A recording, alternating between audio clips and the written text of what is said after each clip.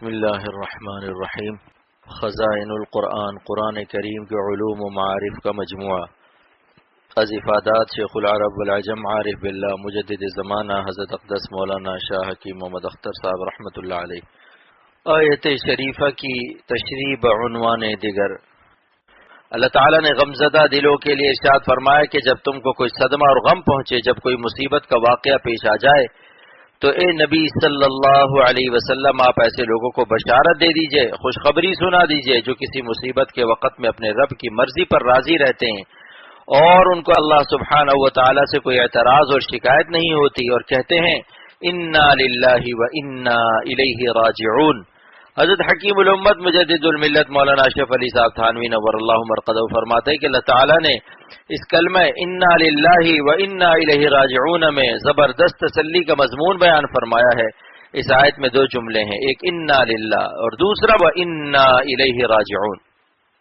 انا للہ کے معنی ہے کہ ہم سب اللہ کے مملوک ہیں، غلام ہیں۔ انا للہ کے معنی ہے کہ ہم سب اللہ کے مملوک ہیں، غلام ہیں۔ لام ملکیت کے لیے آتا ہے، یعنی ہم اپنی ذات کے مالک نہیں ہیں۔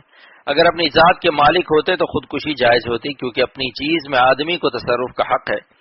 اگر ہم اپنی چیز ہوتے تو گلے میں پھندا ڈالنا جرم نہ ہوتا، لیکن خودکشی اس لیے حرام ہے کہ تم اپنے مالک نہیں ہو، تم ہماری امانت ہو، ہماری چیز ہو، تمہیں اپنا گلا گھونٹنے کا کیا حق ہے؟ یعنی خودکشی کے حرام ہونے کی وجہ یہ کہ ہم خود اپنے مالک نہیں ہیں، ہمارے جسم و جان کا مالک اللہ تعالی ہے۔ انا للہ کے معنی ہے کہ ہم سب اللہ کی ملکیت میں ہیں۔ لہٰذا اس جملے میں ایک تسلی تو یہ ہے کہ جب ہم مملوک اور غلام ہیں تو مالک کو ہمارے اندر ہر تصرف کا حق حاصل ہے، جو چیز چاہے ہم کو دے، جس کو چاہے ہم سے لے لے۔ کیونکہ صدمے کے وقت میں دو خیال آتے ہیں، ایک تو یہ کہ ہماری ماں باپ یا شوہر کو جلدی بلا لیا، ہم سے چھین لیا۔ اس کا جواب انا للہ ہی ہے کہ تمہاری ماں باپ شوہر یا بیٹا بھی ہماری ملکیت، تم بھی ہمارے غلام، اور مالک کو اپنی ملکیت میں تصرف کا حق حاصل ہے۔ اب سوال یہ پیدا ہوتا ہے کہ ایک عمر ساتھ رہنے سے محبت ہو جاتی ہے، اب اس عزیز کی جدائی سے جو غم ہو رہا ہے اس کا کیا علاج ہے؟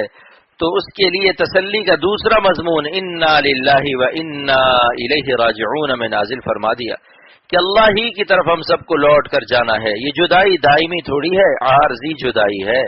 آج تمہاری ماں گئی ہے، ایک دن تم بھی ہمارے پاس واپس آ جاؤ گے۔ آج وہ، کل ہماری باری ہے، آج وہ، کل ہماری باری ہے، اور وہاں سب اعزاء و اقربا پھر مل جائیں گے اور پھر کبھی جدائی نہ ہوگی۔ لہٰذا کیوں گھبراتے ہو؟ غمزدہ دلوں کے لیے اس آیت میں اللہ تعالیٰ نے تسلی کا زبردست مضمون نازل فرمایا، اور اس سے قبل ہی صبر کرنے والوں کو یہ بشارت بھی سنا دی کہ ان اللہ مع الصابرین، یعنی ہم صبر کرنے والوں کے ساتھ ہیں۔ پس کسی کے انتقال پر یا مصیبت پر جو اجر و ثواب ہم نے تمہارے لیے رکھا ہے وہ تو ہے ہی، لیکن اگر تم سے تمہاری کوئی چیز کھو گئی، تمہاری اولاد، ماں باپ، بیوی یا شوہر کا انتقال ہو گیا، تو اس کے بدلے میں ہم تمہیں اپنی معیت خاصہ، اپنا قرب خاص عطا کرتے ہیں۔ ان اللہ مع الصابرین، صبر کرنے والوں کے ساتھ اللہ ہے۔ اللہ پاک ہم سب کو عمل کی توفیق عطا فرمائے۔